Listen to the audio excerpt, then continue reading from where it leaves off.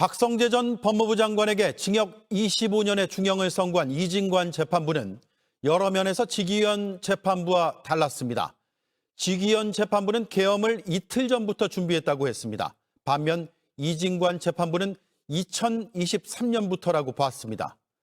지기현 재판부는 노상원 씨 수첩이 조악하다는 이유로 증거 능력을 인정하지 않았습니다. 하지만 이진관 재판부는 노상원 씨가 그때 받아 적었기 때문에 조악한 것이라며 전혀 다르게 판단했습니다. 여도영 기자입니다. 이진관 재판부는 박성재 전 법무부 장관이 윤석열 전 대통령 지시를 그대로 따랐다며 내란에 가담한 게 맞다고 결론 내렸습니다. 근거는 이른바 노상원 수첩입니다.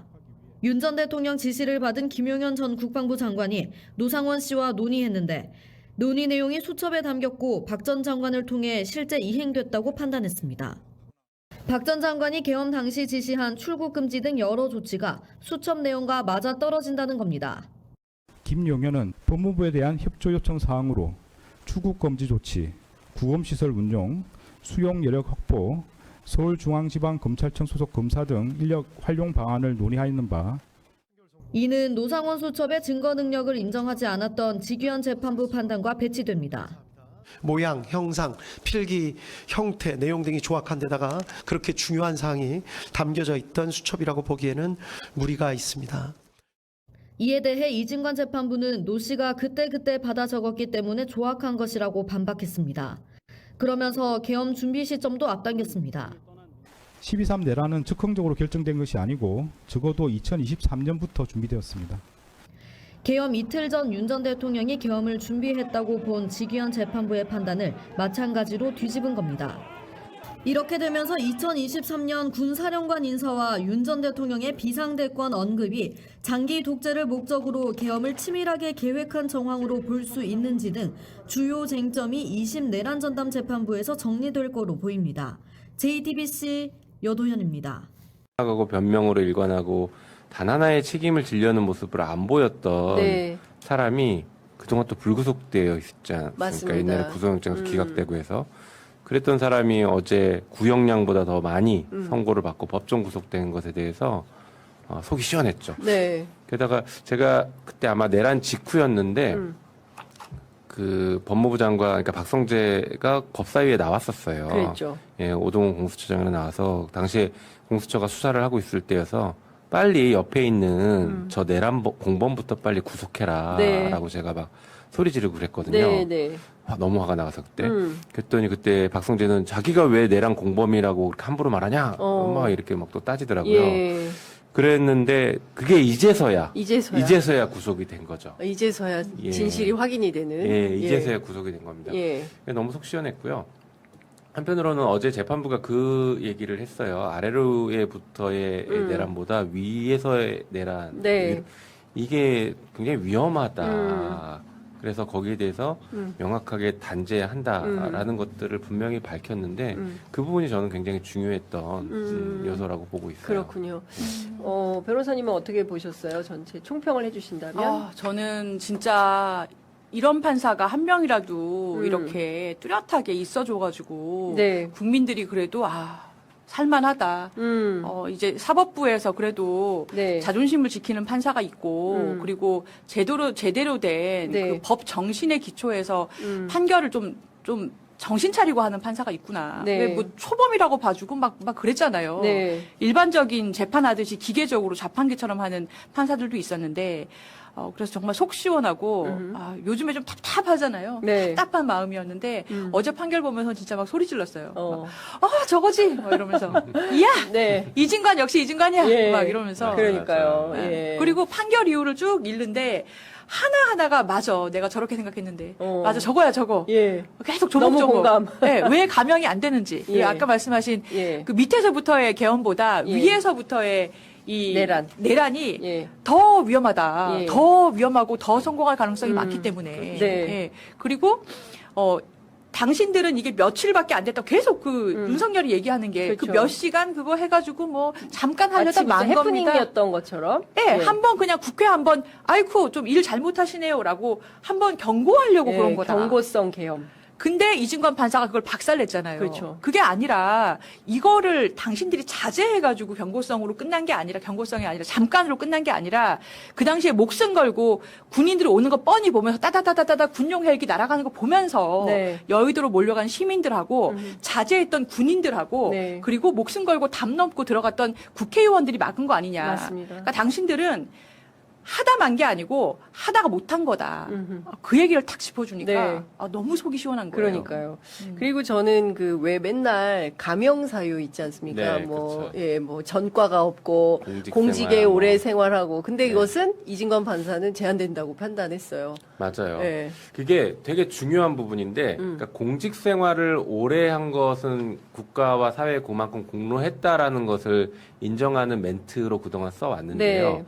공직 생활을 오래 하면서 그 공직 생활에서 얻은 지식과 정보 이런 것들을 활용해서 그리고 그 권한을 활용해서 범죄를 저질렀으면 오히려 가중처벌해야죠. 엄벌해야죠, 그거는. 예. 공직 생활을 오래 했다는 게 가명 요소가 아니라 그때는 가중 요소가 돼야 됩니다. 예. 그래서 이번에 이진관 판사는 그 부분을 예. 분명하게 좀 선을 그어주고 선언해 준 것 같아요. 맞습니다. 그래서 조수진 변호사님께서도 정말 이진관 판사 칭찬해 주셨는데 저는 우리 국민들이 좀 지켜줘야 된다고 그러니까요. 생각해요. 예. 아마 이제 보수 극우 세력들이 엄청나게 공격을 할 겁니다. 이미 맞습니다. 언론도 벌써 시작한 것 같은데 예. 그런 것들에 대해서 좀 지켜줘야 된다고 생각합니다. 그렇습니다. 피고인 박성재가 1985년 11월경 사법시험에 합격하여 검사로 임용된 이래 약 30년간 공직자로 근무하여 온 사실은 인정되나 피고인 박성재가 저지른 범행의 내용과 그 성격에 비추어 이러한 사정은 유리한 정상으로 삼기 어려움. 야, 사이다, 예. 사이다. 사이다. 예. 사실 공무원이 예. 내란 가담하면 더 나쁜 거 아니에요? 맞아요. 그렇죠. 예. 근데 무슨 뭐 공직에 뭐 봉사한 점을 무슨 가명 사유로 합니까? 맞습니다. 이게 제가 형사 전문 변호사라서 아는데 네. 그냥 그게 그 저 양형위원회 표에 적혀 있는 대로 기계적으로 도입하면 맞아요. 그렇게 돼요. 네. 맞아요. 근데 기계- 그걸 왜 가명을 평소에 다른 뭐 음주운전을 하거나 뭐 다른 명예훼손 같은 범죄에서 가명해 주는가를 보면 네. 국가에 헌신봉사했기 때문인 거잖아요. 근데 이제 이 범죄에서는 헌신봉사가 아니라 그걸 완전히 없는 식으로 행동을 한 거니까 오히려 공무원이 하면 더 나쁘죠. 네. 그게 법의 정신에 기한 거죠. 맞아요. 그 이번 재판 판결문에서 그 내란숙의 윤석열이 왜 비상계엄을 결심했나 여기에 직접적인 원인과 이유가 뭐냐 했을 때 우리가 짐작은 했었지만 그래도 이 판결문으로 명태균의 네. 황금폰이 실질적인 어떤 방아쇠가 되었다라고 네. 판단한 부분은 어떻게 보십니까? 저희도 그렇게 계속 의심했었죠. 예. 생각했죠. 네. 10월 31일 날 그때 이제 국정조사 끝나고 국정감사 끝나고 네. 그 무렵이었는데 저희 박찬대 원내대표 제가 그때 이제 원내 수석이었으니까 저희가 명태균 녹취록을 그날 공개를 합니다. 맞아요. 거기에 윤석열 육성이 들어간 녹취록 그렇죠. 공개하죠. 예. 뭐 좀 해주라는데 말이 예, 많네 막 말이 이러고 많네. 예, 그 예. 녹취록을 공개합니다. 그렇죠. 그러면서 이제 그 명태균 황금폰이라는 것이 일파만파 퍼지고 그렇습니다. 윤석열 정권에 큰 위기가 오기 시작하죠. 본인은 맞습니다. 아닌 것처럼 했지만 실질적인 위기가 예. 오기 시작하고 국힘이 또 방어를 못했습니다. 당시에 그 명태균 황금폰에 어디까지 얘기가 나올지 모르고 당시 원내대표였던 추경호도 자기 얘기는 들어가지 않았을까라는 것 때문에 전전긍긍하고 있을 때였어요. 그러니까 방어가 잘 안 되고 있을 때였어요. 네, 네. 그래서 내란을 저지른 것은 자기 장기 집권을 위해서라고 저는 생각하는데 동기는 그건데 그러면 왜 12월 3일이냐는 이 명태균 황금폰 때문에 12월 3일이라고 저희는 보고 있어요. 네. 12월 3일 날 그날 나왔던 뉴스를 보면 명태균 황금폰이 제출될 수 있을 것 같은 이런 분위기가 나오기 시작했고 그리고 그날 추경호에 대해서 뭐 20억 수수 의혹 이런 맞아요. 것들이 뉴스가 나왔거든요. 그래서 이게 진짜 더 커질 수 있겠다라는 생각이 드는 상태에서 그날 비상계엄을 선포했거든요. 그래서 12월 3일로 정한 것은 네. 뭐 여러 가지 이제 무속적인 이유도 있을 수 있겠지만 적어도 그 합리적인 근거는 이런 이유가 있을 거다라고 저희는 예. 좀 보고 있었는데 이번 판결에 그 부분을 예. 사실상 인정해서 잘 판단한 것이다 이렇게 보고 있습니다. 저희는. 근데 결정타는 그러니까 지금 촉매제가 된 것은 명태균의 황금폰이었지만 준비한 것은 2023년부터 된 거다. 그러니까 이제 지규현 판사가 1심에서 내란 재판 1심에서 판결한 것처럼 뭐 갑자기 욱해서 2, 3일 전에 우발적으로 한 것은 아니다라는 게 이번 판결문에서 다시 한번 확인된 거 아닙니까? 맞아요. 그게 굉장히 중요한 의미가 있는데요. 2023년부터 준비했다라는 게 그러면은 우리가 계속 1차 특검에서도 뭔가 좀 부족하고 찜찜하다. 그리고 그동안의 판결들도 선고 형량뿐만 아니라 좀 갸우뚱했던 네. 게 이렇게 국가적인 거를 그렇게 짧은 시간 내에 그냥 그렇게 즉흥적으로 했다고? 근데 지금 이진관 판사가 선고한 걸 보니까 판결 이유가 모두 다 증거에 의한 거잖아요. 네. 그래서 수사가 잘못되진 않은 것 같다. 그동안에 판사들이 받아들이지 않은 것 같다라는 게 아. 하나 확인이 됐고. 예. 그러니까 우리 국민들이 증거 기록을 다 보실 수는 없기 때문에 분명히 수사된 걸로는 2023년부터라는 증거들이 있다. 판결로 인정할 만큼. 네. 그리고 이렇게 되면 전체적으로 구조가 확 더 커지게 되겠죠. 관여한 인물이 더 커지고 네. 그러면은 어떠한 목적으로 어느 만큼의 뭐 검찰이 됐든 국정원이 됐든 뭐 어느 만큼의 조직이 관여한 거냐에 대해서도 지금 2차 특검에서 계속 수사를 하잖아요. 네. 거기에 좀 더 힘을 실어줘야 된다. 그래야지 이 사람들이 지금 사회 곳곳에서 중요한 위치에서 압력을 하고 있잖아요. 네. 다 밝혀야 될 거 아닙니까? 그렇습니다.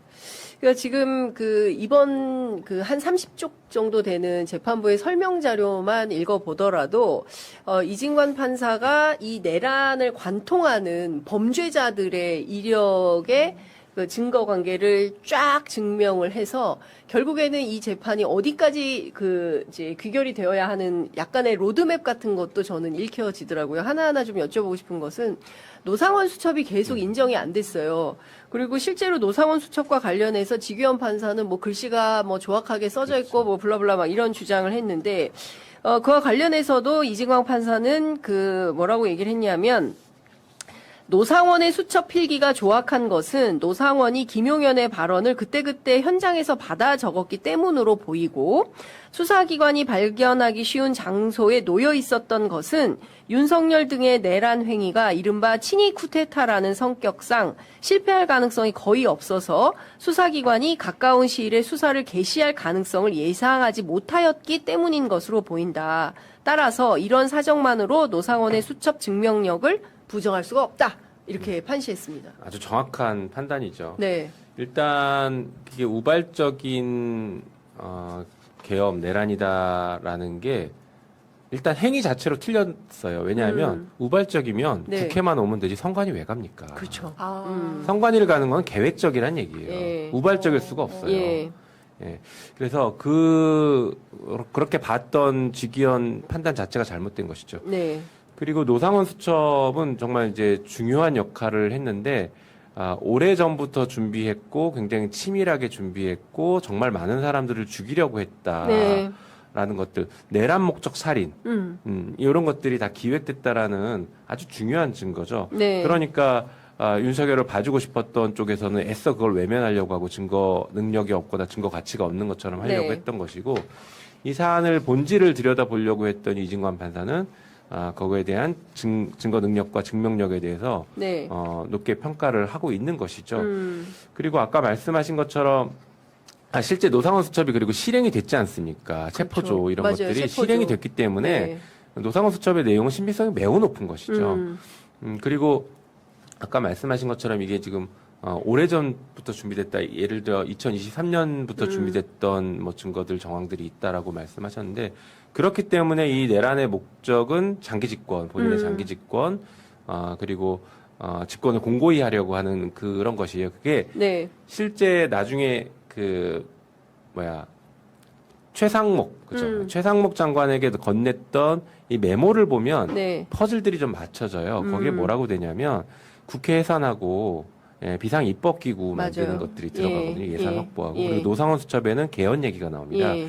이게 50, 그러니까 전두환이 쿠데타를 일으키고 50화국 만들 때 그 방식이에요. 그때 국회 해산하고 네. 그다음에 개헌해서 자기가 대통령 7년짜리 대통령 되고 했던 이런 것들이 그 일련의 과정들이 있었거든요. 네. 네. 그때 이제 비상 입법 기구를 만들었죠. 네. 그때도. 그래서 그 과정들을 고스란히 다시 이식해서 하려고 시도했던 겁니다. 그러니까 우발적으로 욱해서 한 게 아니라 네. 상당히 오랫동안 준비했고 그 모델은 전두환식 모델이다라고 저는 볼 수 있어요. 네. 네. 그러니까 전두환식 장기 독재를 꿈꿨던 윤석열이 23년부터 최소한 작심하고 이 비상계엄을 획책하면서 이제 나라를 통째로 집어삼키려고 했던 이런 게 다 확인이 된 거다. 근데 저는 제일 끔찍한 게 이 내란 목적 살인인데요. 네. 재판부도 어떤 판단을 했냐면 이 박성재 장관이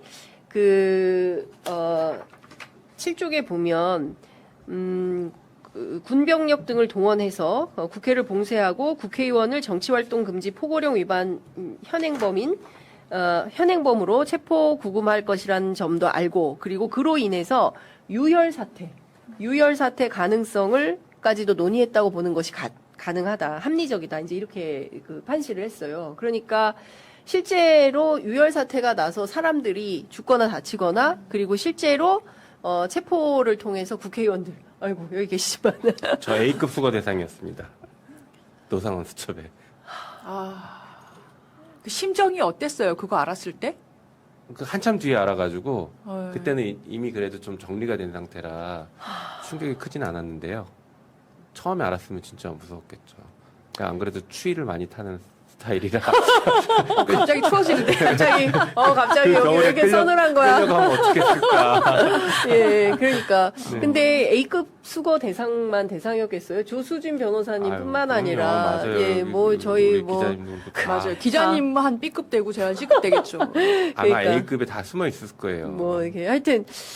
근데 지금 이게 굉장히 저는 구형보다 음. 선고 형량이 높았던 네. 이유가 내심 저는 이진관 판사님 나중에라도 뵐 일 있으면은 이거 한번 물어보고 싶었는데 네. 아마 저는 박성재라는 사람이 할 역할이 아까 우리 의원님께서 입법부 장악 계획에 대해서 쫙 얘기해 주셨잖아요. 그또 하나가 행정권은 자기가 쥐고 있으니까 또 하나가 사법권 장악이에요. 네. 그러니까 사회 세력을 앞으로 장기 집권을 하려면 독재로 사회 세력들이 그러면 눌러야 될 거 아닙니까? 진보 민주 세력에서 계속해서 그러면 저항을 할 거기 때문에 네. 그래서 박성재 장관이 했던 역할이 오히려 특검에서 구형할 때 특검에서 본 역할보다 더 심각하다라고 네. 저는 역할을 더 크게 봤기 때문에 선고 형량이 5년 올라갔다고 봐요. 20년 구형인데 25년 선고했잖아요. 네. 이 사람이 준비했던 게 교정시설 수용 여력을 점검하고 맞습니다. 계엄사의 검사 파견 협조 같은 거 검토를 그렇죠. 했어요. 예. 근데 이 전국의 교도소에 수용 인원이 얼마나 되나 석방할 애들 석방하고 공간 마련해 놔가 뭐겠어요? 예. 조직 사건이 빵빵 터지면서 민주노총 시민단체 맞아요. 향후에 잡아들이겠다는 거예요. 네. 그러면 이 사람들을 잡아들이려면 우리나라가 형식적으로는 어떻게 독재를 하던 간에 민주국가이기 때문에 검찰이 조작 기소를 해야 되고요. 그 다음에 판사가 정치 판결을 해야 되죠. 이게 옛날 독재 때 했던 거잖아요. 맞아요. 48시간 만에 인력당 사형시키고 이런 식의. 네. 그러니까 그걸 위해서는 박성재라는 법무부 장관이 자기가 무슨 일을 해야만 되는가를 알아야 되고 그렇죠. 핵심 인물인 거죠. 네. 지금 다시 그 생각을 해도 진짜 그냥 그 소름이 돋는 이제 그런 상황인 건데요.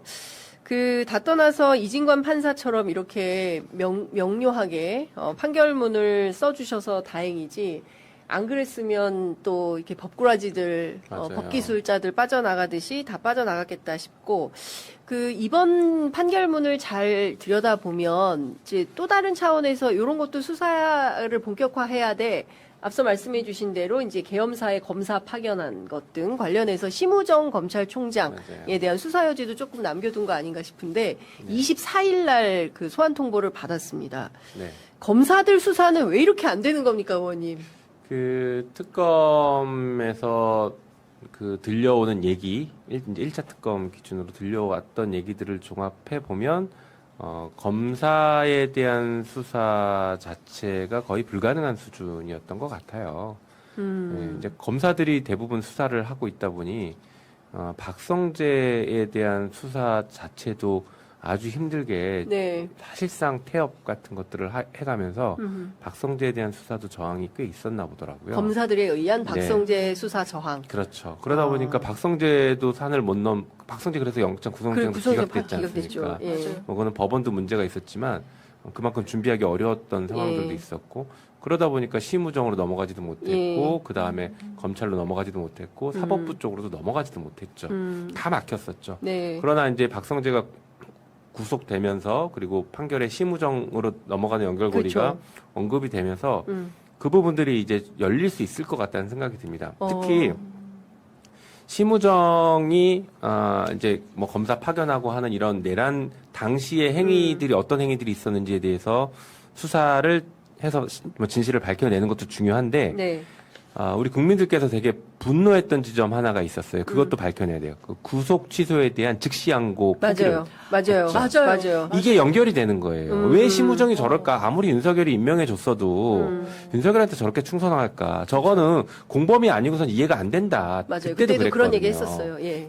그랬는데 이제 그 연결고리들이 그 진실이 밝혀지는 연결고리들이 어제 하나씩 풀려나기 시작했죠. 그래서 즉시항고를 포기해 그 수사팀에서는 막 하겠다고 즉시항고 하겠다고 하는 걸 막 눌렀지 않습니까? 예. 이 부분에 대한 직권남용도 수사를 같이 해야 된다. 해야 된다. 생각합니다. 예. 아주 중요한 대목이 예. 지금 열리고 있어요. 예. 피고인 박성재가 시무정에게 계엄사령부 합동수사본부의 공공수사 관련 검사, 과학수사 관련 수사관 등 인력 파견 요청 협조에 관한 지시사항을 전달해서 시무정이 소관부서로 하여금 이를 이행하도록 하였고 그 과정에서 대검과 관련 기관의 소관부서장 사이에 의사소통이 이루어진 것으로 보는 것이 합리적입니다.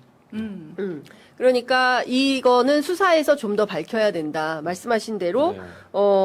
정말 납득하기 어렵잖아요. 1번 직위원회 구속 취소 결정, 2번 시무정의 즉시항고 포기. 이거는 그렇죠. 대한민국 사법 역사에 정말 없던 일이었죠. 네. 그뿐만 아니라 자기들이 선언을 했죠. 요 한 번만이고 다음부터 적용 안 한다. 그러니까요, 그러니까. 맞아. 그때 제가 원포인트. 구치소 교도소에서 편지들 변호사들 많이 받았을 거예요. 저도 적용됩니까?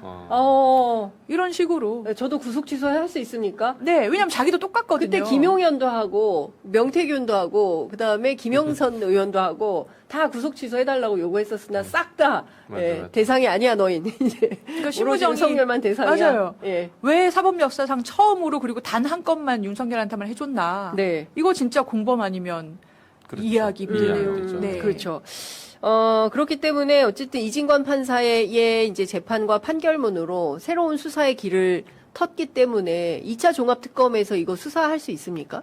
뭐 수사할 수 있죠. 예. 예, 수사 대상에 포함되는 것으로 알고 있고 예. 그래서 24일인가 조만간 소환을 소환을 한것 같아요. 종합특검에서 예. 예, 그래서 그 부분에 대해서는 좀 철저하게 수사를 할 필요가 있습니다. 저희가 2차 종합특검을 설계할 때에는요, 아까 말씀드린 1차 특검에서 검사들이 주로 수사를 하다 보니 검찰, 그러니까 법조에 대한 수사가 막혔거든요. 네. 그래서 요번에는 파견 검사 수를 대폭 줄였습니다. 예. 그래서 뭐 경찰 혹은 수사관을 임명해서 특별수사관 임명해서 하는 방식으로 바꿔놨기 때문에 인력 네. 구조를 예. 이번에는 그 부분에 대한 수사가 조금 더 예. 원활하게 이루어지지 않을까라고 기대를 예. 해볼 수 있습니다. 그러니까 너무 심했어요. 그동안 제 식구 감싸기 검사들은 안 되잖아요. 그러니까요. 네, 판사들도 안 되고 네. 뭐 탄핵해도 다 기각되고 그래서 솔직히 말하면 평범한 일반 시민들의 어떤 이 무기력감이라는 것은 상상을 초월할 수준인데 그래도 이진관 판사가 이렇게 시원한 사이다 같은 그런 재판 결과를 내주셔서 그리고 이제 법정 구속이 딱 돼버리니까 그러니까요. 야, 이 법꾸라지들도 이제 법정 구속이 되는구나 국민들이 이제 이런 생각을 하게 되는 것 같습니다. 사람들이 놀래더라고. 아직 법정 구속 안 됐었어?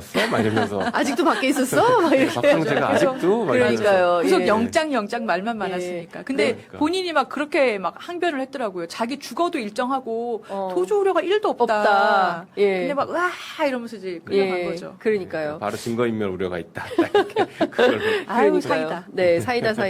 근데 앞서 이제 의원님께서 우려하신 대로 이제 조선일보를 비롯한 보수지들이 또 구형보다 높은 형을 선고했다. 그러니까 이제 한덕수 재판 그리고 이어서 이번에 박성재 재판까지 구형보다 이제 형량을 업시켜서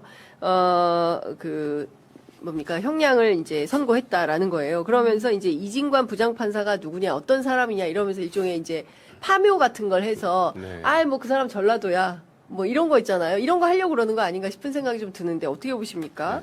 다행히 아마 경북인가 경남인가. 예, 이분의 고향은 경상도인 걸로 확인이 됐어요. 예. 예. 그런데 그게 그 흐름이 매우 위험하죠. 음. 그러니까 이거 그 단순히 이제 마음에 안 드는 판사를 공격하는 그런 흐름보다는요. 이 내란 세력과 그 내란 세력에 기생했던 수구 기득권 카르텔들이 다시 한번 좀 저항하고 우리 세를 한번 몰아보자라는 이런 분위기로 흘러가는 네, 것이거든요. 사실 그런 흐름이 좀 걱정되는 게 저는 맨날 이제 기세 싸움으로 보는 경향이 있는데 이번 지방선거에서도 그런 그 뭐랄까 정치 세력 간의 연합들이 네. 조금 양상이 달라졌었어요. 그러니까 기존의 민주당과 그 내란을 저지하려고 했던 비치혁명 연대가 있었다면 이번 지방선거에서는 민주당 혼자 남아 있었고, 그다음에 내란 세력, 국민의힘 세력, 수구 세력, 그다음에 반민주당 세력 이런 세력들이 연합을 했던 네네. 선거판이라고 저는 봤는데 그런 형세였다고. 근데 이 연대가 한번 성공했다라고 자기들이 지금 보고 있는 것 같고 그 연대가 지금 확대되고 확산되는 과정 중에 이진관 판사에 대한 공격들이 이루어질 가능성이 있다. 이 흐름을 탈 수 있다라고 보는 거예요. 그래서 아까도 제가 뭐 이진관 판사 지켜야 된다라고 말씀드렸던 게 이 기세 싸움에서 아니야 무슨 소리야 제대로 된 역사를 왜곡하지 않고 정의를 왜곡하지 않은 이 판사는 국민이 나서서 지킨다 혹은 네. 뭐 우리 진보 세력이 나서서 지켜줄 수 있다라는 이런 흐름이 만들어지면서 이 기세를 좀 눌러줘야 되거든요. 예. 단순히 이진관 판사 하나 지킨다 안 지킨다의 문제가 아니라 그렇게 하지 않으면 앞으로 향후에 발생할 수 있는 이 내란 재판에 대해서 네. 법원이 더 위축되고 수구 세력들의 눈치를 더 볼 수밖에 없는 구조로 갈 가능성이 높습니다. 네. 이런 식으로 공격이 들어가면. 그러니까요. 근데 또 다 인용이에요. 한 현직 판사, 한 판사, 한 판사 출신의 한 변호사, 뭐 이제 이런 식의 이번 판결은 납득할 수가 없다. 이런 주장을, 왜 비실명 보도를 하는지 모르겠어요. 그러니까 이게 이거는 정말 비겁한 거거든요. 조중동에서 특히 조선일보에서 네. 그 본인들이 하고 싶은 말을 전문가의 입을 빌어서 얘기할 때 꼭 그렇게 한 어떤 관계자. 한 예. 관계자는 예. 이름을 밝힐 수 여권의 없는 한 관계자, 예. 뭐 이런 식의, 예. 예, 그래서 그 사람들이 제일 세게 얘기해요. 그 책임 없는 거죠. 그렇게 얘기를 진짜로 하신 거면은 실명을 밝혀야죠. 네. 그리고 이진관 판사를 지켜드리는 실질적인 방법은 인사이동 때 지켜주는 거예요. 제가 볼 때. 그러니까 예. 지금 제가 혹시나 해서 올해 2월 말이 판사들 인사이동이거든요. 예. 그래서 인사이동 대상인가 해서 검색을 해보니까 그렇진 않대요. 예. 근데 판사들이 보통 2년 내지 3년에 한 번씩 부임지를 예. 서울에 있다가 뭐 지역으로. 다른 지역으로 갔다가 어. 다시 서울 갔다가 가는데 예. 만약에 내년 2월 인사이동 때 예. 이진관 판사를 지금 서울에 요 정도의 재판을 할 정도면 굉장히 엘리트층인데 판사 중에서도 네네네. 그 정도면은 내려가 봐야 대전권 정도고 계속 서울 뭐 수도권 서울 대전 왔다 갔다 하다가 이제 뭐 이게 인사이동으로 승진하는 거거든요. 네네. 근데 만약에 어디 굉장히 본인이 권한 행사하기 힘든 벽지로 보낸다. 굉장히 중앙에서 떨어진 어딘가로 보낸다. 이거는 저는 이진관 판사에 대한 탄압의 시그널이라고 봐요. 인사로 하는 탄압의 시그널이다. 그렇죠. 예, 예. 그렇게 해서 중앙으로부터 떨어뜨려 놓고 그다음에 예. 어떻게 될지 모르는 거죠. 예. 그렇지 않도록 이제 어떻게 되는지. 야, 의원님 그 이제 전에 평범한 시민. 조의대 탄핵부터 좀 해보겠습니다. 조의대 탄핵 가나요? 네, 조의대 예. 탄핵해서 예. 그런 거 못하게 해야죠. 저는 조의대 탄핵이 괜히 얘기하는 게 아니라 음. 이게 대법원에 지금 재판이 한덕수는 올라가 있고 윤석열 것도 조금 있으면 가지 않겠습니까? 네, 네. 2심 끝나고 나면. 그렇죠. 그래서 이 재판 자체를 조의대 대법원장이 또 주도해서 할 건데 12.3 비상계엄은 내란이 아니야라고 만약에 대법원에서 판결을 해버리면 네. 열받지만 아무도 다투지 못해요. 대법의 판결이 나와버리면. 네, 합법적으로 다툴 수 있는 방법이 없어요. 우리가 흔히 말하는 뭐 재판소원, 네, 재판소원. 헌법소원, 이것도 헌법소원 대상도 안 될 겁니다. 이거는 예. 무죄를 준 것이지 국민의 기본권을 침해했다고 보기 어려운 부분들이 되니까. 그렇게 되네요. 네, 그래서 지금 요거는 당장 조의대 다툴 방법이 아예 없는 거예요. 그냥 그러면 역사적으로 예. 사법부에 의해서 역사가 심각하게 왜곡되고 끝나는 거죠. 이미 저기 재판도 계속 왜곡돼 가면서 네. 12.3 비상계엄의 목적이 아까 말씀하신 욱해서 열받아서라는 것이 나오고 민주당 때문에 열받아서라고 했던 게 탄핵 결정문에도 그렇게 나와 있지 않습니까? 맞아요. 이제 그러니까 역사에는 사법적 역사적 기록은 윤석열이 민주당 때문에 열받아서 계엄한 걸로 그런데 계엄이 너무했지 이 정도 수준으로 지금 남아 있을 가능성이 높아요. 그러면 안 되죠. 안 그건 되죠. 아니죠. 그렇죠. 예, 그건 그래서 왜곡이죠. 예. 역사 기록을 다시 해줘야 되거든요. 예. 저는 그래서 입법부에서 역사 기록을 다시 해서 예. 이게 제대로 바로잡아야 된다고 네, 생각하는 사람인데 어쨌든 간 요것만 놓고 보면 적어도 법원에 의해서 역사가 그렇게 왜곡돼서 남지 않게 하려면 조이대 탄핵이 필요하다라고 생각하는 겁니다. 지금 즉각적으로 이제 근데 사실 너무 늦었어요. 근데 네. 지금이라도 해야죠. 대법원에서 재판하기 전이라도 해야 됩니다. 민주당 안의 어떤 컨센서스는 좀 마련이 만들어 봐야죠. 김용민 의원님이 중심이 돼가지고. 근데 조이대 탄핵에 대해서는 왜 안 하냐. 예. 목이 아프게 외친 게 벌써 그렇죠. 2년 차가 돼갑니다. 예. 예. 그 당시에 기억나는 걸로는 전선을 너무 넓히면 안 된다. 네. 우리 검찰하고 싸우기도 힘들어. 사법부까지 한 번에 덤비면 민주당이 어떡할 거야? 어떻게 해? 감당이 안 돼. 예. 그리고 두 번째는 지금 곧 대선인데 일단 선거부터 해야지. 선거 끝나면 그 다음에 선거 끝난 다음에 옛날이요. 얘기했는데 네. 또 가만히 있어봐. 또 많아. 뭐 검찰개혁부터 해야지. 검찰청 문 닫으면 그 다음에 맞아. 계속 네. 순서에서 밀렸어요. 근데 드디어 그러다가 이번에 쓱 내려갔어요. 아예 그러니까요. 아예. 예. 근데 지금 조이대 탄핵 얘기하는 취재 편의점밖에 없어. 지금은 이제 거의 막바지까지 왔죠. 지금 예. 안 하면 진짜 안 되는 상황까지 못하는 왔어요. 상황. 그러네요. 예. 역사 왜곡을 마주해야 되는 그 끔찍한 그렇죠. 상황. 그리고 조이대 임기가 아마 내년 7월인가 6월이에요. 정년 때문에. 네네. 예, 그러니까 사실은 지금 해야 됩니다. 어. 더 하다가 예. 판결 이상하게 하고 오. 그래서 그러네요. 정년 돼서 자연스럽게 아니 돌아가는 우리 걸 기억을 놔둘 수 해보면 없죠. 그때 얼마나 분노가 치밀어 올랐었어요. 선거 개입했잖아요. 국민주권 침해죠. 네. 그렇습니다. 예, 이거는 정말 누가 봐도 참정권 침해, 예, 참정권 침해. 국민주권 침해. 예, 심각한, 그렇죠. 네. 투표 용지에서 기호 2번 이재명 후보를 없애려고 했던 기호 1번이었습니다. 기호 1번. 기호 1번 이재명 후보를 없애려고 했던 그런 사건이었던 거 아니겠습니까? 맞습니다. 예, 맞아요. 지금 생각해 보면 있을 수 없는 일인데 그냥 유야무야 되고 있어서 진짜 22대 후반기 국회가 언제 개원입니까? 7월 1일입니까? 아니 날짜가 정해지진 않고 원구성 예. 협상이 되면 예. 그거에 따라서 합니다. 그렇군요. 저는 이번 주 넘기지 말고 이번 주 안에. 이번 주 안에 그냥 뭐 국민의힘이 도저히 못 받겠다라고 하면 우리가 다 가져와서 책임 정치하면 된다고 예. 보거든요. 그러니까 이번 주 중으로 마무리 지었으면 좋겠어요. 원구성 협상을 이번 주 안에 예, 마무리해라. 예. 네. 그리고 나서 바로 즉시 이제 조이대 탄핵으로 네. 가야 된다. 조이대 이러면- 탄핵대로 가고 검찰개혁은 검찰개혁대로 예. 법사위에서 빨리 좀 하고 이렇게 했으면 좋겠어요. 그리고 의원님께 여쭤보고 싶은 게 하나가 굉장히 의심스러웠던 대목이 12월 4일 삼청동 안가 모임 있지 네, 않습니까? 그렇죠. 그 12월 4일 삼청동 안가 모임과 관련해서 저는 이 법조 4인방이 결국에는 내란 수계 윤석열의 법률 서비스를 대행하는 어떤 변호인으로 역할을 했던 거 아닌가라는 의심을 하는데 그 부분에 대해서도 짚었어요. 굉장히 상세하게. 네네.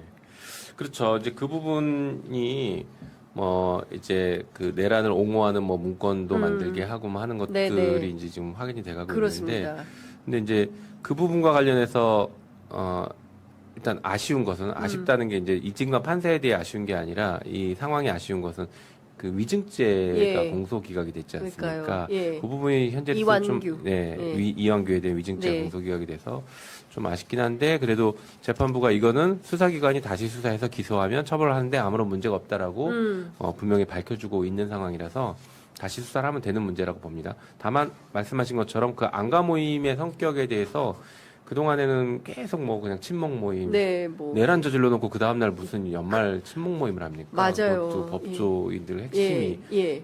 논리를 계속 개발하고 했던 예. 사람들이 그래서 그 거짓말들을 좀 명확하게 걷어내주고 사안의 본질에 계속 다가가는 그런 시도를 상당히 많이 한 것으로 좀 보고 있습니다. 그러니까요. 이 부분에 대해서도 조금 더 좀 수사가 부족했던 것은 아닌가라는 생각이 좀 드는데 어떻게 보셨어요? 그러니까 그 안가회동이 내란 모의의 실질적인 장이잖아요. 네. 그래서 그렇게 하면 지금 그러니까 이진관 판사는 이게 잘못돼서 공소기각한 게 아니라 예. 잘못이 없어서 공소기각하고 이런 차원이 아니라 그 12.3 비상계엄 관련 범죄라는 그 글자 네. 특검의 법에서 규정되어 있는 글자 안에는 포함 안 되는 거 아니냐 위증이기 때문에 이렇게 본 거예요. 근데 이거를 그 핵심적인 그 모의 자체가 얼마나 핵심적인지를 생각한다면 위증까지도 저는 연결이 가능하다고 봤는데 네네. 그러니까 기소를 했겠죠. 그렇죠. 근데 그 점은 조금 아쉬워요. 근데 네. 그만큼 이진관 판사가 증거에 입각해서 엄격하게 판결을 한 결과다. 이렇게 보이고 이 점은 다시 그러면은 조금 더 그 연결성 네. 수사해서 재기소를 하면 되겠죠. 그리고 또 하나 아쉬운 게 김한빵님 있지 않습니까? 김한빵님. 네. 김건희 씨하고 텔레그램 막 네. 주고받으면서 네, 했던 맞아요. 이 청탁금지법도 공소기각을 했어요. 네, 맞습니다. 그것도 같은 논리로 방금 말씀하신 같은 논리로 이제 공소기각했는데 그 부분 역시 이제 2차 종합특검에서 수사할 수 있는 대목이니 그건 조금 더 지켜보기로 하고요. 네. 다만 그 안가회동 관련해서 우리가 그때에 무슨 일이 벌어졌는지를 분명하게 더 수사를 해야 되는데 놓치지 않아야 될 지점이 하나 있다고 봅니다. 네. 그게 뭐냐면요. 우리가 안가회동은 이제 이미 저질러진 내란에 대해서 어떻게 수습할 거냐의 성격만 갖고 있는 게 아니라 일단 그렇게 알고 있는데 그게 아니라 2차, 3차 내란도 모의했을 가능성이 저는 높다고 봐요. 예. 예, 왜냐하면 이쪽에서 수습하려고 하는 방식 중에 하나가 예. 거짓말을 하고 이게 계몽령 이런 네. 식으로 하는 논리가 하나 있을 것이고 네. 하나는 야 다시 해서 힘으로 덮어버리자. 이번에 해서 성공하면 되지. 예. 요것도 분명히 논의했을 거라고 봅니다. 예. 왜냐하면 그때 기억하시겠지만 국민들께서 국회를 안 떠났어요. 맞아요. 예. 예. 못 안 떠났어. 안 떠난 게 아니라 불안해서 못 떠났어요. 국민들이. 몇 날 며칠을 계속. 국회 담장 밖에서 맞아요. 숨으셨어요. 예. 국회를 지키겠다. 왜? 2차, 3차 계엄이 계속 있을 수 있다. 그래서 군인들이 오면 우리가 다시 지킨다라고 예. 했고 국회도 준비를 했습니다. 맞아요. 헬기가 못 내리게 그 헬기가 맞아요. 내릴 수 있는 장소에 차를 다 올려놨어요. 맞아요. 잔디밭, 운동장 이런데 주차를 제 차도 그래서 막 주차해놨거든요. 그래서 맞아요. 저희는 2차 비상경, 그러니까 2차 내란에 대비를 했습니다, 실제. 우리도 대비할 정도인데 네. 이 사람들은 안가회동에서 야 2차 계엄 한번 해야 되는 거 아니야? 이 얘기 안 했을까요? 그렇죠. 저는 반드시 했을 거라고 봐서 2차, 3차 계엄에 그 내란에 대한 모의도 있었을 거라고 네, 봐서 네. 이 부분까지 밝혀내야 된다고 봅니다. 그렇습니다. 지금 저는 의원님 개인적으로 내란 아직 안 끝났다고 봅니다. 네. 예, 그리고 언제든지 그 기회가 되면 그러니까 싫은 거거든요. 이렇게 바른 말하는 사람들이 싫거든요. 네. 그래서 어떤 그렇죠. 방식으로든 뭐 크든 작든 어떻게든 반대 세력을 전복시키기 위한 꾸준한 그 노력을 하려고 한다라고 의심을 하는데 최근에 캐나다의 한 대학 교수님이 한국에 이 비상계엄을 연구하러 오셨어요. 그래서 국회의원도 인터뷰하고 기자도 인터뷰하고 저도 인터뷰를 하고 했는데 다시는 대한민국에 내란이 없을까? 친위 쿠데타 안 일어날까? 대한민국에 이제 그런 거 없어. 윤석열로 끝났어. 이렇게 말씀하시는 분도 있었고, 어떤 분들은 아니야. 한번 해봤기 때문에 아까 의원님 말씀하신 대로 힘으로 덮어버려. 이런 생각을 하는 사람들이 여전히 상존할 거다라고 의견들이 나뉘었대요. 네. 의원님은 어떻게 생각하세요? 저는 후자입니다. 저는 그래서 우리가 내란을 청산한다라고 하는 것에 대해서 이번 지방선거 때도 뭐 일부 얘기가 나오긴 했지만 이제 국민들께서 내란 청산에 대해서는 좀 피로감을 느낀다라고 말씀하시는 분들도 있어요. 그거는 내란 청산을 확실하게 못하고 말만 하니까 피로감을 느낄 수 있는 맞아요. 거죠. 예. 그게 아니라 행동. 그렇죠. 성과를 딱딱 내줘야 되거든요. 그렇죠. 우리가 특검 한 거 말고 예. 내란 청산을 위해서 어떤 제도적인 성과를 낸 게 사실 거의 없잖아요. 그러니까 국정조사하고 막 말은 많은데 예. 딱딱 조의대 탄핵 이런 거 왜 그렇죠. 안 돼? 그래서 이런 생각을 하는 거죠. 역으로 이 질문을 해야 됩니다. 네. 정치 상황이 바뀌었을 때 내란 세력이 부활하지 않을 것이냐. 한편으로는 다시 내란이 벌어지지 않을 것이라고 우리가 자신 있게 말할 수 있느냐에 대한 답을 해야 됩니다. 네. 저는 그거는 제도적으로는 바뀐 게 하나도 없기 때문에 정치 상황이 바뀌면 다시 말해 여야가 이렇게 의석수가 바뀌거나 그렇죠. 뭐 이런 상황들이 온다라고 하면 분명히 내란 세력들은 다시 정치 영역에 부활해서 돌아올 것이고 이미 상당히 부활해 왔지 않습니까? 네네. 부활해 오고 그다음에 또다시 내란을 저지를 것들을 획책할 가능성이 있다라고 봅니다. 의원님 당장 이번 지방선거 결과로 내란 중요임무 종사자 혐의로 재판받고 있는 맞아요. 추경호 전 원내대표가 대구시장으로 부활했고요. 맞습니다. 예, 이진숙 씨, 그 다음에 김태규 전 네. 방송위 부위원장 두 사람 다 국회의원으로 왔어요. 그렇죠. 예, 그러니까 사실상 한덕훈 사태를 만들었던 무소속 한동훈 맞아요. 의원, 그 다음에 오세훈 서울시장도 살아옵니다. 네.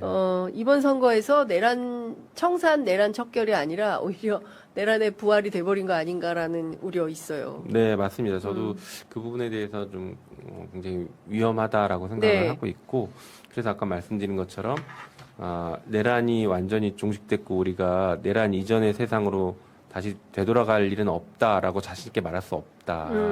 내란 이전의 세상으로 안 돌아간다는 것을 국민들께서도 확신을 갖게 제도적으로 바꿔줘야 되고 말씀하신 내란과 관련된 사람들에 대한 책임을 끝까지 물어놔야 된다라고 생각합니다.